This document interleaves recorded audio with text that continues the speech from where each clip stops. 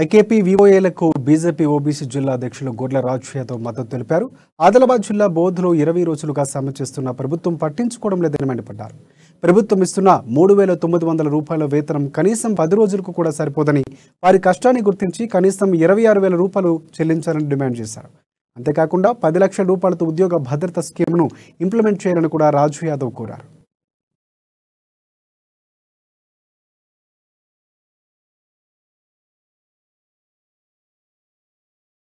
మరి ఆనాడు సకల జనుల సమ్మె చేసి రోడ్లపై వంట వార్పులు చేసి అన్ని సంఘాలు విఓలు కానీ విఏఓలు కానీ విఆర్ఓలు కానీ ఎవరు కూడా తమ పనులన్నింటినీ కూడా బంద్ చేసుకొని రోడ్ల మీదకి వచ్చి మరి తెలంగాణ రాష్ట్రం సాధిస్తే మనకు బంగారు భవిష్యత్తు ఉంటుంది, మన భవిష్యత్తు మన జీవితం మంచిగా అవుతుంది, కుటుంబాలు బాగుపడతాయి, మన రాష్ట్రం బాగుపడుతుంది, మన గ్రామాలు బాగుపడతాయని ఏ ఉద్దేశంతో అయితే తెలంగాణ రాష్ట్రం సాధన కొరకై పోరాటం చేసుకొని మనము సాధించుకున్నాము తెలంగాణను.